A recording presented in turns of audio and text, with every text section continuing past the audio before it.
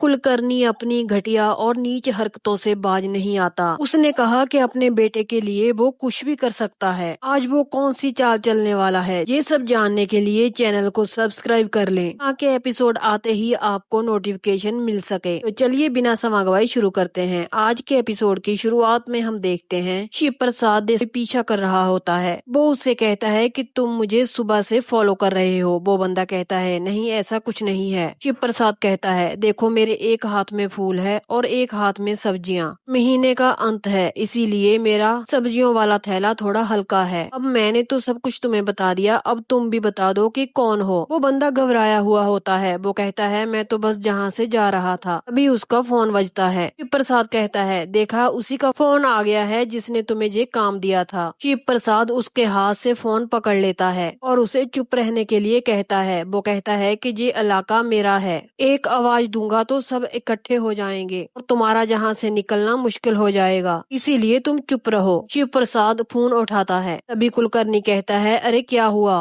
मैंने तुम्हें कहा था ना हर घंटे की खबर देना मुझे। शिव प्रसाद कहता है अभी घंटा खत्म नहीं हुआ होगा, इसलिए उसने आपको रिपोर्ट नहीं दिया। कुलकर्णी कहता है कौन बोल रहा है। शिव प्रसाद अपना नाम बताता है और कहता है और कितना गिरेंगे आप। एक आदमी को लगा दिया मेरे पीछे मुझ पर नजर रखने के लिए कि मैं पूजा के फूल खरीद रहा हूँ या नहीं। शिव प्रसाद कहता है तुझे बताया ना मैंने, अभी पालक प्याज आलू टमाटर सब खरीदा है अभी मैंने। अब मैं घर जाऊंगा, अपनी मिसेज को ये सब ले जाकर दे दूंगा, तब वो खाना बनाएगी। मैं खाना खाऊंगा, कपड़े चेंज करके फिर काम पर चला जाऊंगा, क्योंकि मैं एक कमीशन एजेंट हूँ। कुलकर्णी कहता है तुम कोई कमीशन एजेंट नहीं हो, मैं साबित करके रहूंगा कि आखिर तुम हो कौन। शिव प्रसाद कहता है कि कोशिश कर लीजिए, मुझे नहीं पता आप मेरे बारे में क्या सोचते हैं क्या समझते हैं। अभी मैं फोन रखूं, इन्हें भी लेकर जाता हूँ घर पे, चाय पिला दूं। ये सुनते ही कुलकर्णी भड़क जाता है। वो शिव प्रसाद को कहता है कि अपना मुंह बंद रखो। शिव प्रसाद कहता है अरे आप तो गुस्सा हो गए, क्या आपका बीपी हाई है। कुलकर्णी फोन बंद कर देता है और कहता है शिव प्रसाद तुम जितने भी मर्जी चालाक हो, लेकिन कुलकर्णी हमेशा तुमसे एक कदम आगे ही चलता है। तुम अभी बाजार में हो, ये इन्फॉर्मेशन मेरे पास है, तुम देखना ये करण कुलकर्णी तुम्हारे साथ करता क्या है। तुम्हारा आधार कार्ड पैन कार्ड या तुम्हारे जितने भी डॉक्यूमेंट्स हैं आज तुम्हारे घर से उठा लाऊंगा और तुम्हें पता तक नहीं चलेगा। तो वहाँ पर शिव प्रसाद उस बंदे को कहता है आइंदा अगर मेरे घर के पास या फिर इस इलाके में देख गए ना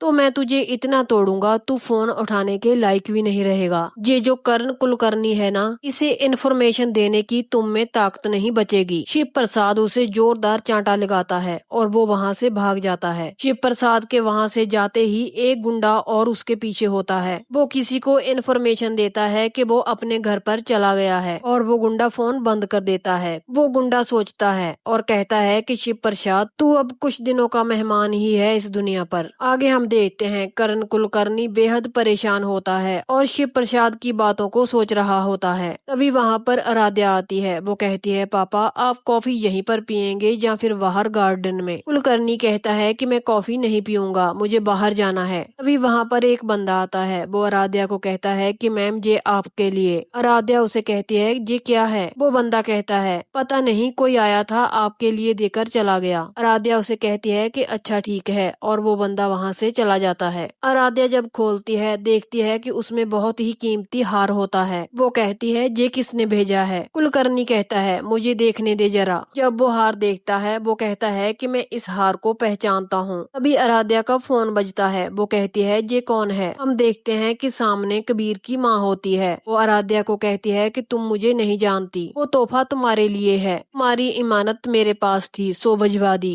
दरअसल जब तुम्हारा गृह प्रवेश हुआ, तुम्हारी आरती उतारी गई तो मैं वहाँ पर नहीं थी। वहाँ पर होने जैसी बात कोई थी भी नहीं। बहुत समय पहले उस जगह से दूरी बना चुकी हूँ मैं। आराध्या कहती है लेकिन आप कौन बोल रहे हैं, मुझे कुछ भी समझ नहीं आ रहा। तभी कबीर की माँ बताती है कि जिसके साथ तुम्हारी शादी हुई है कबीर कुलकर्णी वो मेरा बेटा है। ये सुनकर आराध्या बिल्कुल हैरान हो जाती है। वो कहती है, क्या मेरी सासू माँ? मगर कबीर की माँ कहती है कि मुझे ऐसे रिश्तों में मत बांधो, लेकिन हाँ, बेटे की शादी हुई है, घर में बहू आई है, तोहफा देना तो बनता ही था। वो हार मैंने तब से रखा था जब से मैं उस घर में गृहस्थी में थी, और जब गृहस्थी तमाशा बन गई तो मैं उस घर से, वो ये कहकर रोने लग जाती हैं। राध्या कहती है, लेकिन आप खुद आकर भी मुझे ये हार दे सकती थी। आप खुद आकर मुझे आशीर्वाद देती, मैं भी आपके पैर छू पाती। मगर कुलकर्णी पास खड़ा कहता है, कोई जरूरत नहीं है पैर छूने की। वो आराध्या से फोन लेता है और कहता है, किस हक से तुमने यहाँ पर फोन किया है? तुम कबीर से मिलने जेल भी गई थी। कोई जरूरत नहीं है तुम्हें कबीर से मिलने की। मैं नहीं चाहता कि तुम कबीर से मिलो। मेरा बेटा जेल में है और तुम्हें उसकी अब याद आई। तभी कबीर की माँ कहती है कि जेल तो तुम्हें होनी चाहिए थी। ये सुनकर कुलकर्णी का गुस्सा सातवें आसमान तक पहुँच जाता है। मगर भार्गवी कहती है कि तुमने जहर घोल दिया है परिवार में, रिश्तों में, समाज में, हर जगह। कुलकर्णी कहता है कि एक भी शब्द नहीं सुनना चाहता मैं। कुलकर्णी आराध्या से कहता है कि ये गहने तुम नहीं पहनोगी। मगर आराध्या कहती है, पापा प्लीज मैं पहनूंगी। इस परिवार में से मुझे किसी ने तो आशीर्वाद दिया।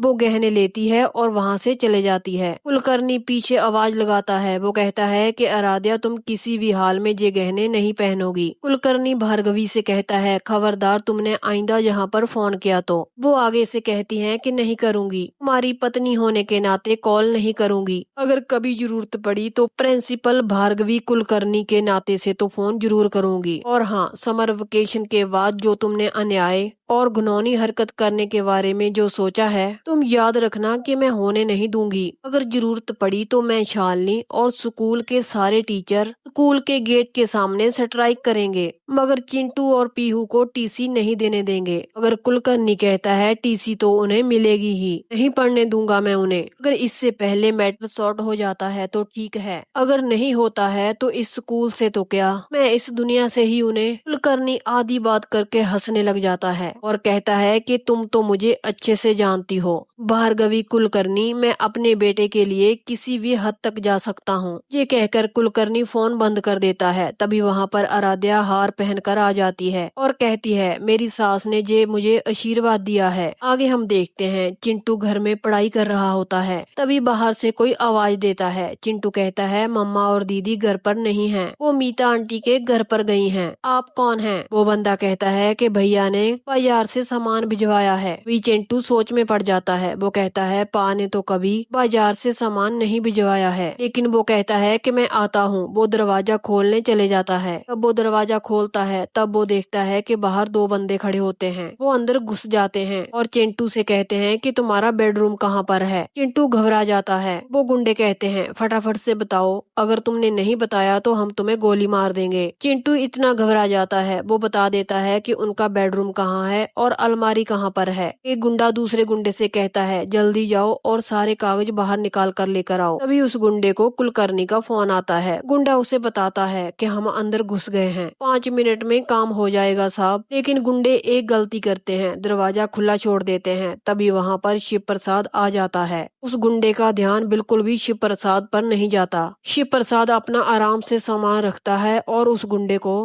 पीटना शुरू कर देता है। शिव प्रसाद कहता है, तुम बताओ तुम्हें किसने भेजा है, जल्दी बोल नहीं तो तू मर जाएगा। वो गुंडा बताता है कि करण कुलकर्णी ने मुझे भेजा है। तभी दूसरा गुंडा कागज बाहर लेकर आ जाता है। शिव प्रसाद उसे भी मारने लग जाता है। शिव प्रसाद उस गुंडे की टांग में गोली मार देता है। ये देखकर चिंटू बेहद घबरा जाता है। शिव प्रसाद देखता है कि मेरा बेटा बहुत ही घबराया हुआ है। वो उसके पास जाता है और उसे गले लगा लेता है। वो कहता है, कुछ नहीं होगा, तुम बिल्कुल भी डरना मत। अच्छा एक बात बताओ, मम्मा और दीदी कहाँ पर है? चिंटू बताता है, मम्मा और दीदी मीता आंटी के घर पर गई हुई हैं। उनके घर पर शादी है ना, इसीलिए। प्रसाद कहता है कि बेटा मैं अभी आता हूँ, तुम घबराओगे तो नहीं? चिंटू कहता है कि नहीं। शिव प्रसाद उन गुंडों को घसीटता हुआ बाहर ले जाता है। तभी चिंटू देखता है कि फोन बज रहा है। चिंटू उस फोन को उठा लेता है। तभी कुलकर्णी कहता है कि काम हो गया। चिंटू कहता है कि कौन है आप, दुष्ट नाना जी? कुलकर्णी कहता है, मेरे आदमी कहाँ पर हैं? ये फोन तुम्हारे पास कैसे आया? चिंटू कहता है, वो लोग चोरी करने आए थे, अपना फोन छोड़कर यहीं पर चले गए। चिंटू रोता है और कहता है, टीचर ने कहा है कि चोरी करना